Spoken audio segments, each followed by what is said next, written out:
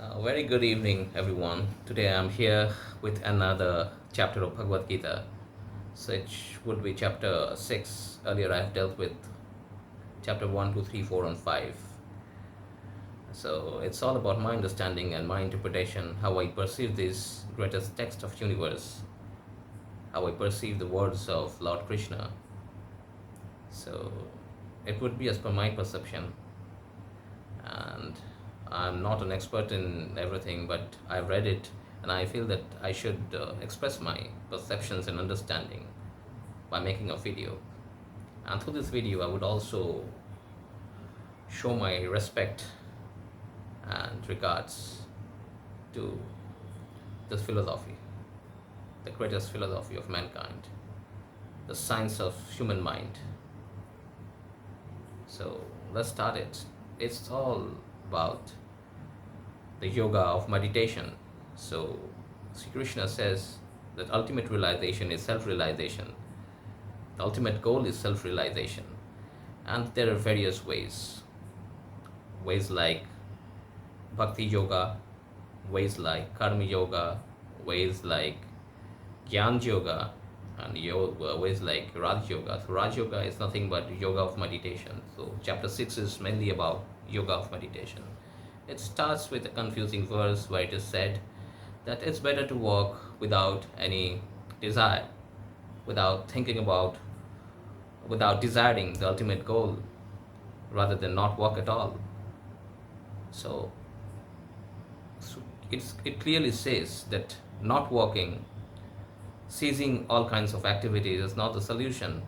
The solution is to walk without an attachment. Obviously there has to be attachment primarily, but one, as one gets into this yoga, when one works with, as a matter of worship, when it becomes a yoga, when one surrenders into work. So there isn't an objective, there isn't an attachment to the fruits of work. So that kind of work doesn't bind, so it's better to work in that mode rather than not work at all. It's talking about the fire of sacrifices and all those things. It's all about yoga. In yoga we just do sacrifices. So one should be walking in a sacrifice mode, as a mode of worship, as a mode of cleansing the mind. The ultimate purpose of yoga is cleansing and purification of mind. So that way one should walk.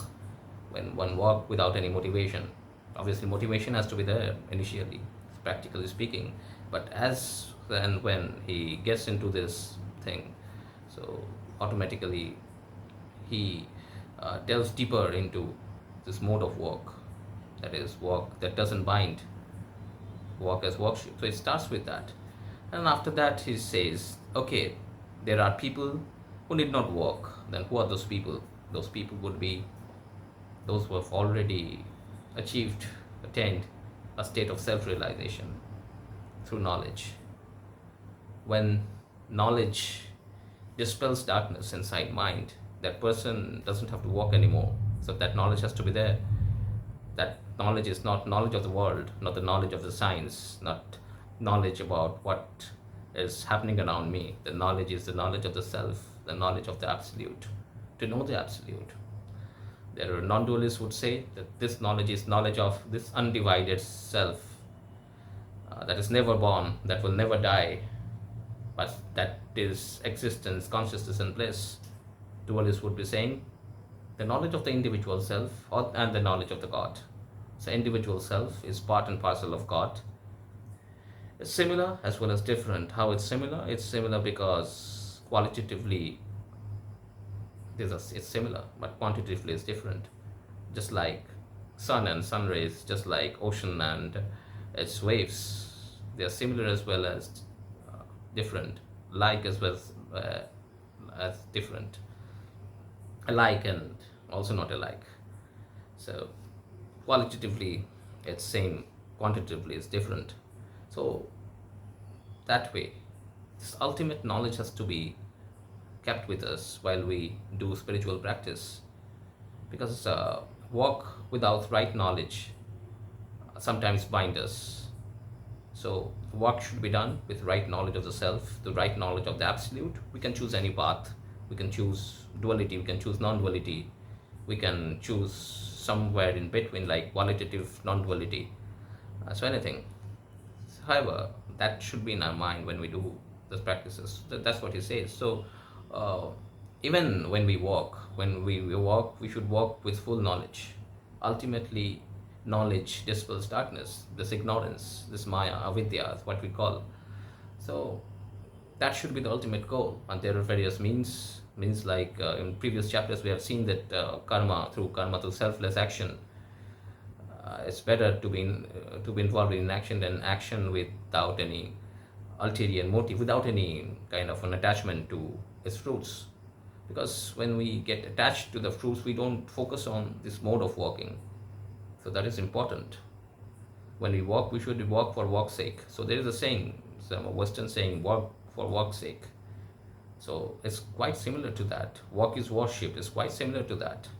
So that kind of walk doesn't bind. So Krishna is talking about that kind of walk.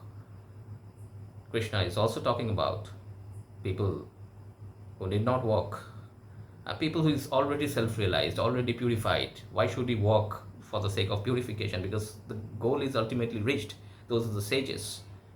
So for them there is no work. There hardly how many people are there who need not work, who is self-realized. Hardly any. If some are there, probably they won't come out in open. So they don't need to. But they don't seek validation. They don't seek publicity. So why should they come out? But we all need to work. Still, it's not cleansed. Still, it's not purified. Purification will happen when the blazing fire of knowledge would burn all sorts of impurities from the mind. So that kind of thing is needed. So it starts like this. Now he would be talking about various kinds of procedures, how to control mind, like just like sitting in a posture, properly head and trunk straight, and focusing on tip of the nose, and meditate on Lord. So that is important. Another thing he talks about is isolation. And we attain this spiritual realization in isolation only, because in the mundane world, what happens? No one thinks about these things. Everyone is everyone thinks about this, their material gain, their material pursuits, what they would be gaining today and tomorrow, how much profit would be there. And probably if we just keep on networking in those places, we won't be in a secluded one. Probably the environment might disturb us, be it bring external stimuluses inside, stimulus in the mind, and probably we mind might get agitated, and not agitation in that sense, but when there are too many things entering the mind, probably it can get agitated. So maybe that's why Krishna is suggesting that before we attain enlightenment, now for now for a person who is already enlightened, probably these kinds of agitations don't work. But for others who is seeking self-realization, probably it's important to be secluded and keep mind under control. Though its mind is very impetuous and it's very difficult to control, but with practice and dispassion, it has to be controlled. So various things are there. Now, ultimate aim. What's the ultimate aim of mind control? Krishna says that mind can make a person rise high. At the same time, this mind itself can be the reason why a person would fall. Why so? So it's because mind, when is left uncontrolled, probably, and gets attached to the senses, more towards the senses, more tilted towards the senses. Suppose on one hand, one side there is self, on other side there are senses, and mind is somewhere in between. Now, if the mind is not controlled, if the mind is not at a balanced place, so it would be either shifting towards the senses or towards the self. So it's important to bring the mind towards the self. So mind should be under the control of self rather than senses. And when the mind is under the control of the self, stimuluses don't crop up here and there in the mind. Suppose the mind is a river or a lake, and there are ripples on the lake, on the surface. So there are lesser ripples if the mind is focused towards, is tilted towards the self and not to the senses. So it's important to control the mind through these kinds of techniques. And the yoga of meditation is one such technique. Karma yoga also does that. Bhakti yoga also does that. What is important that not too many stimuluses should be there in the mind. Mind should be in a kind of a equanimous state, a serene, tranquil, equipoised. So that is important. So for that, to get that balance, this meditation is important. Now meditation is important. Why it is important? We should keep it in our mind. Krishna already says in the previous chapters, as well as at the beginning of this chapter 6, that ultimate goal is self-realization, to get liberated from the cycle of birth and death. When we get liberated, when we are self-realized, when we realize what we are. A lion probably maybe was brought up in a different setup, not in not by his parents. So probably, and he didn't know who he is. Now when he sees his own reflection uh, on a river, on a lake, which is free from all sorts of impurities, and he can see himself, the clearer the reflection, the more we know ourselves. If the mind is just that lake where we need to see our own reflection, so that's the concept. When the lion could see himself, he realized what he is, and he started roaring in a very regal way. So those are instances given in our great Upanishads. Now to understand Bhagavad Gita, we need to just go through these examples given in Upanishads. And even there are examples in Greek philosophy also, like the allegory of what you call chariot. Chariot allegory is also there in Katha Upanishad. It's also there in Plato's works, where in Republic we can find, where he says that there are two horses, one white horse, another black horse, and there is the charioteer. The charioteer is the rationality, the rational faculty of the mind. The white horse is the spirit faculty of the mind, and the black horse is probably the sensual faculty of the mind. So it's important for the reason to balance them. And when that all the three horses are in the two horses as well as the charioteer, when the charioteer controls these two horses, or the two horses, and with right knowledge, intellect can control. But if intellect itself doesn't have the right knowledge, how would what control would do?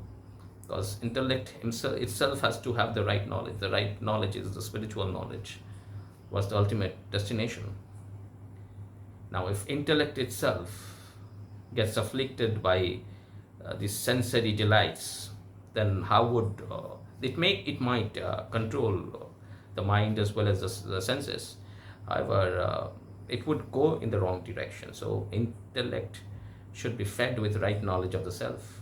Intellect is also material. What is not material is beyond intellect, beyond perception, beyond phenomena. That's called noumenon. I think one such a Western philosopher said. I don't remember his name at this moment.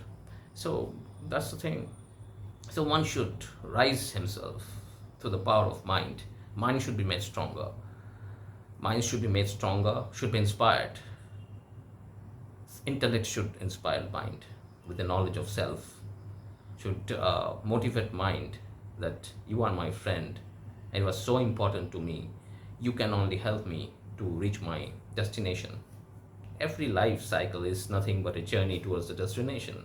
And sometimes we get too attached that we lose our goal, which is self-realization. When we realize self, we don't consider ourselves a body or a mind or the intellect, just existence, consciousness, bliss. So that has to be there.